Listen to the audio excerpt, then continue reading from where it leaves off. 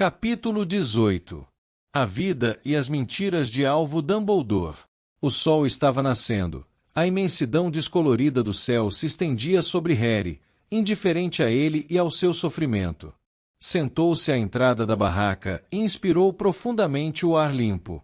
O simples fato de estar vivo para ver o sol subir em encosta coberta de neve cintilante deveria ser o maior tesouro da terra, contudo não conseguia apreciá-lo. Seus sentidos tinham sido bloqueados pela calamidade que era a perda de sua varinha. Contemplou o vale coberto de neve, os sinos de igreja ecoando distantes no esplendoroso silêncio. Sem perceber, Harry estava enterrando os dedos nos braços como se tentasse resistir à dor física. Havia derramado seu sangue mais vezes do que poderia contar, perdido todos os ossos do braço direito uma vez. Essa viagem já havia lhe rendido cicatrizes no peito e nos braços para se somar às da mão e da testa, mas nunca, até aquele momento, havia se sentido tão letalmente enfraquecido, vulnerável e nu, como se lhe tivessem arrancado a melhor parte do seu poder e magia. Sabia exatamente o que Hermione diria se ele expressasse qualquer desses pensamentos. A varinha é tão boa quanto o bruxo. Ela, no entanto, estava enganada. Em seu caso, era diferente. Ela não tinha sentido a varinha girar como a agulha de uma bússola e disparar labaredas douradas contra o inimigo. Harry tinha perdido a proteção dos núcleos gêmeos, e só agora, que já não existia, ele entendia o quanto se fiava nela. Tirou do bolso os pedaços da varinha partida, e sem olhar, guardou-os na bolsa de Hagrid, que levava pendurada ao seu pescoço. Estava, agora, demasiado cheia de objetos quebrados e inúteis para receber mais um. Através do couro de briba, sua mão roçou pelo velho pomo, e por um momento, precisou resistir à tentação de apanhar o objeto e atirá-lo longe. Impenetrável, adverso, inútil como todo o resto que Dumbledore havia deixado. A fúria contra o diretor irrompeu nele como lava, queimando-o por dentro, eliminando qualquer outro sentimento. Por absoluto desespero, eles tinham acreditado que Godric's Hollow guardava as respostas e se convencido de que deviam retornar, que tudo fazia parte de um caminho secreto traçado por Dumbledore, mas não havia mapa nem plano. Dumbledore os tinha deixado às cegas no escuro, para enfrentar terrores desconhecidos e não sonhados, sozinhos e desamparados. Nada lhes foi explicado, nada oferecido voluntariamente, não tinham espada e Harry não tinha mais varinha. Tinha deixado cair a foto do ladrão, e sem dúvida, agora seria fácil Voldemort descobrir quem ele era. Agora tinha todas as informações. Harry. Hermione parecia receosa de que ele pudesse enfeitiçá-la com sua própria varinha. O rosto riscado de lágrimas, ela se agachou do lado dele, 2 xícaras de chá tremendo em suas mãos e alguma coisa volumosa sob o braço. Obrigado, disse ele, apanhando uma das xícaras. Posso falar com você? Pode, respondeu ele, porque não queria magoá-la. Harry, você queria saber quem era o homem na foto. Bem, lhe trouxe o livro. Timidamente, empurrou-o para o colo dele, um exemplar intacto de A Vida e as Mentiras de Alvo Dumbledore. Onde? Como? Estava na sala de visitas de Batilda, à vista. Esse bilhete saindo entre as folhas, na parte de cima do livro. Hermione leu em voz alta as poucas linhas em tinta verde ácido e letra garranchosa. Querida Bate, obrigada por sua ajuda. Envio-lhe um exemplar do livro. Espero que goste. Você me contou tudo, mesmo que não se lembre. Rita. Acho que deve ter chegado quando a verdadeira Batilda ainda estava viva, mas talvez ela não estivesse em condições de lê-lo. Não, provavelmente não estava. Harry contemplou com desprezo o rosto de Dumbledore e experimentou uma onda de selvagem prazer. Agora iria conhecer tudo que o diretor nunca pensou que valeria a pena lhe contar, quer ele quisesse ou não. Você continua realmente aborrecido comigo, não? Perguntou Hermione. Harry ergueu os olhos e viu novas lágrimas escorrendo dos olhos da garota, e percebeu que a ira devia estar evidente em seu rosto. Não, respondeu baixinho. Não, Hermione, sei que foi um acidente. Estava tentando nos tirar de lá, vivos, e você foi incrível. Eu estaria morto se você não tivesse estado lá para me ajudar. Ele tentou retribuir o sorriso lacrimoso de Hermione e voltou sua atenção para o livro. A lombada estava rígida. Era óbvio que nunca tinha sido aberto antes. Harry virou rapidamente as páginas, procurando as fotografias. Encontrou a que procurava quase instantaneamente, o jovem Dumbledore e seu belo companheiro. As gargalhadas por causa de uma piada havia muito esquecida. Harry baixou os olhos para a legenda. Dumbledore pouco depois da morte da mãe com seu amigo Gerardo Grindelwald. Harry boquiabriu-se com a última palavra da frase durante longos momentos. Grindelwald. Seu amigo, Grindelwald. Olhou de esguelha para Hermione, que continuava a fixar o nome como se não conseguisse acreditar no que via. Lentamente, virou-se para Harry. Grindelwald. Desconsiderando as fotografias restantes, Harry procurou nas páginas próximas uma recorrência do nome fatídico. Logo a descobriu e leu vorazmente, mas se perdeu. Precisaria ler os parágrafos anteriores para a informação fazer algum sentido, e finalmente, se viu no início de um capítulo intitulado O Bem Maior. Juntos, ele e Hermione começaram a ler. Próximo ao seu aniversário de 18 anos, Dumbledore deixou Hogwarts cercado de glórias, monitor-chefe, monitor, detentor do prêmio Barnabas Finkley por excepcional proficiência em feitiços, representante da juventude britânica na Suprema Corte dos Bruxos, medalha de ouro por contribuição pioneira à Conferência Internacional de Alquimia no Cairo. Dumbledore pretendia, então, fazer uma grande viagem com Eliphas Bafo de Cão Doge, o dedicado mas pouco inteligente colega com quem havia se associado na escola. Os dois jovens estavam hospedados no Caldeirão Furado, em Londres, preparando-se para partir para a Grécia na manhã seguinte, quando chegou uma coruja trazendo a notícia do falecimento da mãe de Dumbledore. Bafo de Cão Doge, que se recusou a dar depoimento para este livro, publicou sua versão sentimental do que aconteceu a seguir. Descreveu a morte de Kendra como um golpe trágico, e a decisão tomada por Dumbledore de cancelar sua viagem como um ato de nobre abnegação. Sem dúvida, Dumbledore retornou imediatamente a Godric's Hollow, presume-se que para cuidar do irmão e da irmã mais jovens. Entretanto, qual foi o cuidado que realmente dispensou aos dois? Ele não batia bem, aquele Aberforth, diz Enid Smeek, cuja família vivia nos arredores de Godric's Hollow, à época. Vivia solto. Claro que, sem mãe nem pai, eu teria me condoído dele, mas o garoto não parava de atirar excremento de bode na minha cabeça. Não creio que Alvo se preocupasse com ele. Enfim, nunca os vi juntos. Então, que fazia Alvo, se não estava consolando seu selvagem irmão mais moço? A resposta, pelo visto, continuava a manter a irmã presa. Embora seu primeiro carcereiro tivesse morrido, não houve alteração na lamentável situação de Ariana Dumbledore. Sua existência continuava a ser conhecida apenas por estranhos confiáveis como Bafo de Cão Doge, capazes de acreditar na história da saúde precária. Outro amigo da família facilmente persuasível foi Bathilda Bagshot, a famosa historiadora da magia que há muitos anos vive em Godric's Hollow. Kendra, naturalmente, havia repelido suas primeiras tentativas de dar as boas-vindas à família. Entretanto, anos mais tarde, a autora enviou uma coruja alvo em Hogwarts, favoravelmente impressionada por seu ensaio sobre a transformação de transespécies na Transfiguração hoje.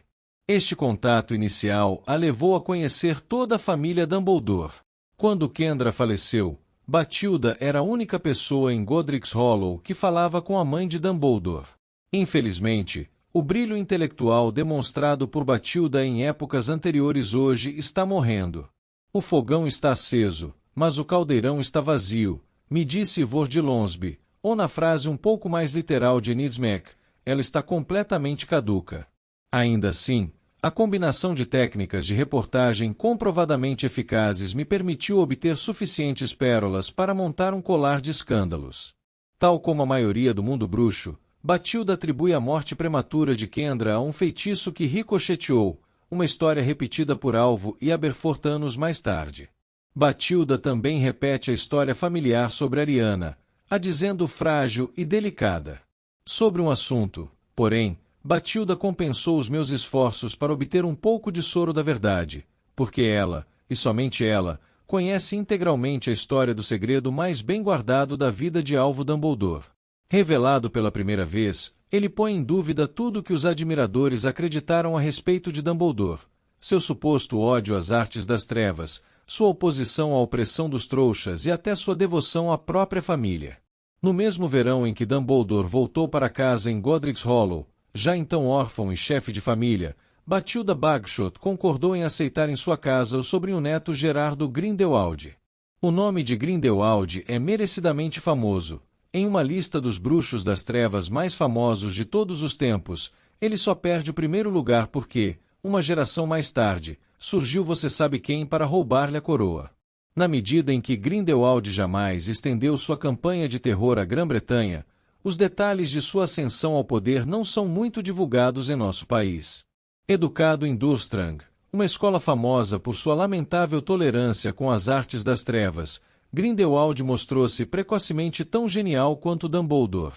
Em vez de canalizar suas habilidades para a conquista de prêmios e medalhas, no entanto, Gerardo Grindelwald dedicou-se a outras atividades. Aos 16 anos, mesmo Durmstrang concluiu que não poderia continuar a fazer vista grossa às suas experiências viciosas, e o expulsou. Dali em diante, o que se soube dos movimentos seguintes de Grindelwald é que passou alguns meses no exterior. Sabemos agora que ele decidiu visitar a tia-avó em Godric's Hollow, e que ali, embora possa parecer extremamente chocante a muita gente, Grindelwald fez uma grande amizade com o Alvo Dumbledore. Ele me pareceu um rapaz encantador, tartamudeou Bathilda, a despeito do que tenha se tornado mais tarde. Naturalmente apresentei-o ao pobre Alvo, que sentia falta da companhia de rapazes de sua idade. Os dois imediatamente tornaram-se amigos. Sem a menor dúvida. Bathilda me mostra uma carta que guardou, enviada por Alvo Dumbledore a Gerardo Grindelwald a altas horas da noite. Sim, mesmo depois de passarem o dia todo discutindo, os dois rapazes muito brilhantes davam-se tão bem quanto um caldeirão em fogo. Às vezes eu ouvia uma coruja bater na janela do quarto de Gerardo para entregar uma carta de Alvo. Ocorria-lhe uma ideia e precisava contá-la a Gerardo sem demora. E que ideias! Por mais chocantes que possam parecer aos fãs de Alvo Dumbledore, vejam os pensamentos do seu herói aos 17 anos, tal como foram relatados ao seu novo e melhor amigo. Veja o facsímile da carta original na página 463. Gerardo, o seu argumento de que a dominação dos bruxos visa ao próprio bem dos trouxas é, a meu ver, crítico. Sim, fomos dotados de poder, e sim, esse poder nos dá o direito de governar, mas isto também nos dá responsabilidade sobre os governados.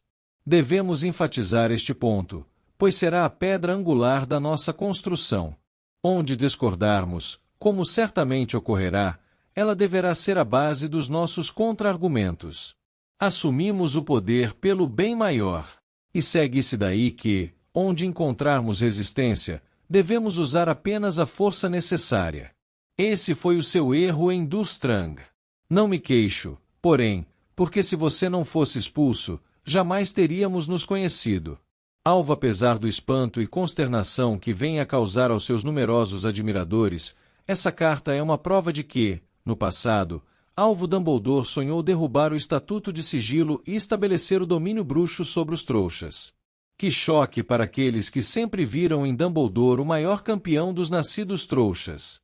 Como parecem vazios aqueles discursos sobre a promoção dos direitos dos trouxas à luz dessa nova evidência que o condena. Como Alvo Dumbledore parece desprezível conspirando para assumir o poder quando deveria estar pranteando a mãe e cuidando da irmã. Sem dúvida, os que estão decididos a manter Dumbledore em seu pedestal desmoronadiço gaguejarão que ele não chegou a executar esses planos, que deve ter mudado de opinião, que caiu em si. Contudo, a verdade parece ainda mais chocante. Quase 2 meses depois de iniciarem sua nova grande amizade, Dumbledore e Grindelwald se separaram e nunca mais se viriam até o seu lendário duelo. Veja detalhes no capítulo 22. Que terá causado esse abrupto rompimento? Dumbledore recobrava o juízo? Dizia a Grindelwald que não participaria dos seus planos. Infelizmente, não. Acho que foi a morte da pobrezinha Dariana que provocou a separação, diz Bathilda. Foi um terrível choque. Gerardo estava na casa de Dumbledore quando aconteceu, e voltou à minha casa muito perturbado e me disse que queria regressar à sua terra no dia seguinte. Extremamente angustiado, entende? Providenciei, então, uma chave de portal e foi a última vez que o vi. Alvo ficou transtornado com a morte de Ariana. Foi terrível para os dois irmãos. Tinham perdido toda a família, exceto um ao outro. Não admira que tenham se descontrolado. Aberforth culpou Alvo, entende, como costumam fazer as pessoas em circunstâncias aflitivas. Mas Aberforth sempre foi um pouco desconexo, coitado. Ainda assim, fraturar o nariz de Alvo no enterro não foi uma atitude decente. Ver os filhos brigando daquele jeito diante do corpo da filha teria destruído Kendra. Uma pena que Gerardo não pudesse ficar para o funeral, pelo menos teria sido um consolo para Alvo. Essa espantosa briga ao lado do caixão, de que só tem conhecimento os que compareceram ao enterro de Ariana Dumbledore, levanta várias questões. Exatamente por que Aberforth culpou Dumbledore pela morte da irmã? Teria sido, como supõe Batilda, apenas um extravasamento de pesar? Ou haveria razões mais concretas para sua fúria?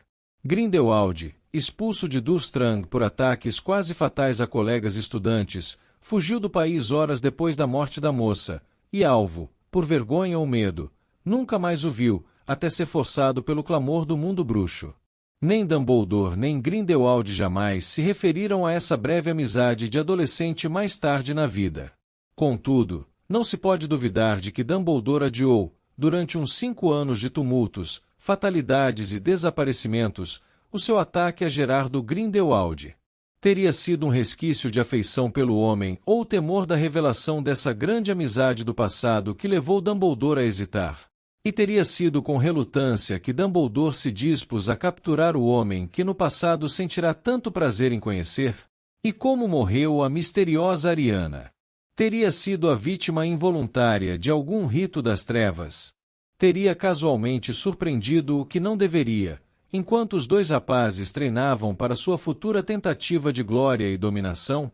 É possível que Ariana Dumbledore tenha sido a primeira pessoa a morrer pelo bem maior? O capítulo terminava ali, e Harry ergueu os olhos. Hermione havia chegado antes dele à última linha. Tirou o livro de suas mãos, parecendo um pouco assustada com a expressão no rosto do amigo, e fechou-o sem olhar, como se escondesse uma coisa indecente. Harry. Ele, porém, balançou a cabeça. Alguma certeza recondita ruía em seu íntimo, a mesma sensação que tinha experimentado após a partida de Rony. Havia confiado em Dumbledore, acreditado que era a personificação da bondade e da sabedoria. Tudo eram cinzas. Quanto mais poderia perder? Rony, Dumbledore, a varinha de Fênix. Harry. Hermione parecia ter ouvido seus pensamentos. Me escute, não é uma leitura muito agradável. Pode-se dizer que não. Mas, não esqueça, Harry, é uma história da Rita Skeeter. Você leu aquela carta para o Grindelwald, não? Li sim. Ela hesitou, parecendo perturbada, aninhando a caneca de chá nas mãos frias. Acho que foi o pior. Sei que Batilda achou que fosse apenas conversa fiada, mas pelo bem maior tornou-se o lema de Grindelwald, sua justificativa para todas as atrocidades que cometeu mais tarde. E pela carta, parece que foi Dumbledore que lhe deu a ideia. Dizem que pelo bem maior foi gravado na entrada de Nurmengard. Que é a Nurmengard? A prisão que Grindelwald mandou construir para seus oponentes. Foi onde ele próprio terminou, quando Dumbledore o capturou. Enfim, é horrível pensar que as ideias de Dumbledore possam ter ajudado a ascensão de Grindelwald ao poder. Por outro lado, nem mesmo a Rita pode fingir que eles tenham convivido mais do que uns poucos meses no verão, quando eram realmente muito jovens. Achei que você diria isso, a interrompeu Harry. Não queria extravasar sua raiva na amiga, mas foi difícil manter a voz firme. Achei que você diria que eles eram muito jovens. Tinham a mesma idade que nós, agora. E estamos aqui arriscando nossas vidas para combater as artes das trevas, e ele estava lá, de segredinhos com seu novo melhor amigo, conspirando para assumir o poder e dominar os trouxas. Harry não conseguiria refrear por mais tempo a sua fúria. Levantou-se e andou um pouco, tentando descarregá-la. Não estou defendendo o que Dumbledore escreveu, disse Hermione. Toda aquela besteira sobre o direito de governar se repete em Magia é Poder. Mas, Harry, ele tinha acabado de perder a mãe, estava confinado em casa sozinho. Sozinho. Ele não estava sozinho. Tinha a companhia do irmão e da irmã, da bruxa abortada que ele estava mantendo presa. Não acredito, replicou Hermione. Ela se pôs de pé também. Seja qual for o problema daquela garota, não acho que fosse uma bruxa abortada. O Dumbledore que conhecemos jamais, teria permitido. O Dumbledore que pensamos conhecer não queria conquistar os trouxas à força, berrou Harry, sua voz ecoando pelo ermo topo do morro, fazendo vários melros negros levantarem voo, gritando em círculos pelo céu perolado. Ele mudou, Harry, ele mudou, é muito simples. Talvez acreditasse naquelas coisas quando tinha 17 anos, mas dedicou todo o resto da vida a combater as artes das trevas. Foi Dumbledore quem deteve Grindelwald, foi ele que sempre votou pela proteção dos trouxas e pelos direitos dos nascidos trouxas, foi ele que combateu você sabe quem desde o princípio e que morreu tentando derrubá-lo. O livro de Rita Skeeter jazia no chão entre os dois, de modo que o rosto de alvo Dumbledore sorria melancolicamente para ambos. Harry, me desculpe, mas acho que a verdadeira razão por que está tão furioso é que Dumbledore nunca lhe contou nada disso. Vai ver berrou Harry, e atirou os braços para o alto, sem saber se estava tentando reprimir a raiva ou se proteger do peso da própria desilusão. Veja o que ele me pediu, Hermione. Arrisque sua vida, Harry. Outra vez, mais uma. E não espere que eu lhe explique tudo, confie cegamente em mim, confie que sei o que estou fazendo, confie em mim ainda que eu não confie em você. Nunca a verdade por inteiro, nunca. Sua voz quebrou com esforço e os dois ficaram parados se fitando na claridade e na solidão, e Harry sentiu que eram insignificantes como insetos sob aquele vasto céu. Ele o amava, sussurrou Hermione. Eu sei que amava. Harry deixou cair os braços. Não sei quem ele amava, Hermione, mas nunca a mim. Isto não é amor, a confusão em que me deixou. Ele dividiu muito mais o que realmente pensava com Gerardo Grindelwald, do que jamais dividiu comigo. Harry apanhou a varinha de Hermione, que havia deixado cair na neve, e tornou a se sentar na entrada da barraca. Obrigado pelo chá, terminarei a vigia. Volte para o calor aí dentro. Ela hesitou, mas reconheceu que tinha sido dispensada. Apanhou o livro e voltou para a barraca, mas, ao fazê-lo, passou levemente a mão pela cabeça dele. Aquele toque, Harry fechou os olhos e odiou-se por desejar que o que a amiga tinha dito fosse verdade, que Dumbledore realmente gostava dele.